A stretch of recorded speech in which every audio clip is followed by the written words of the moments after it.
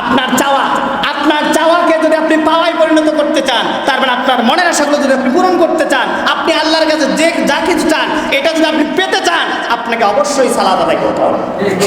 সালাত আদায় ছাড়া এটা সম্ভব নয়। বান্দা যখন সিজদায় যায় একবারে আল্লাহর নিকটবর্তী হয়ে যায়। ওয়াসজুদ ওয়াকতারিব, আল্লাহ বলছেন কোন বান্দা বান্দি যদি আমার নিকটবর্তী হতে যায় তাহলে আমাকে সিজদা করুক।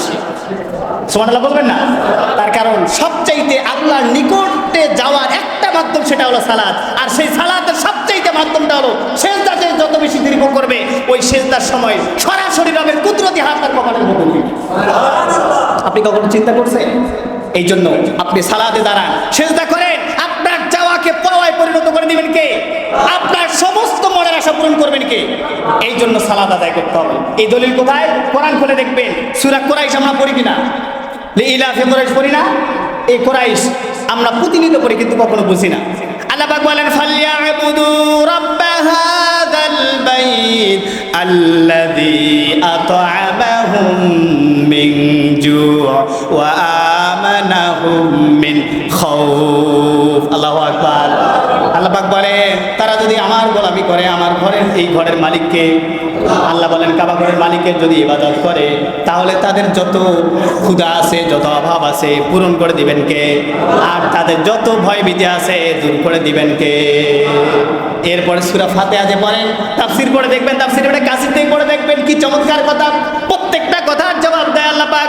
এরপরে 2 নম্বর সূরা বাকারা 45 নম্বর আয়াত খুলে দেখবেন, আল্লাহ পাক বলেন ওয়াস্তাঈনু বিস-সাবরি ওয়াস-সালাহ ওয়া ইন্নাহা লাকাবীরাতুন ইল্লা আলাল খাশিঈন।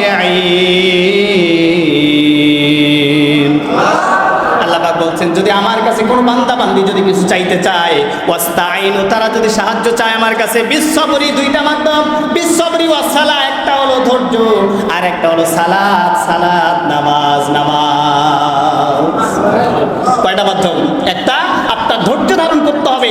আপনার মনে চাওয়া পাওয়া সবগুলো পূরণ করতে গেলে অবশ্যই ধৈর্য ধারণ করতে হবে। তার কারণ ধৈর্য হারা হওয়া মুমিনদের কোনো গুণ হতে পারে না। ধৈর্যের সহিত চাইতে হবে কার কাছে? কিসের মাধ্যমে? সালাতের মাধ্যমে, নামাজের মাধ্যমে। আপনি যদি আপনার চাওয়াকে পাওয়ায় পরিণত করতে চান অবশ্যই আপনাকে নামাজ আদায় করতে হবে।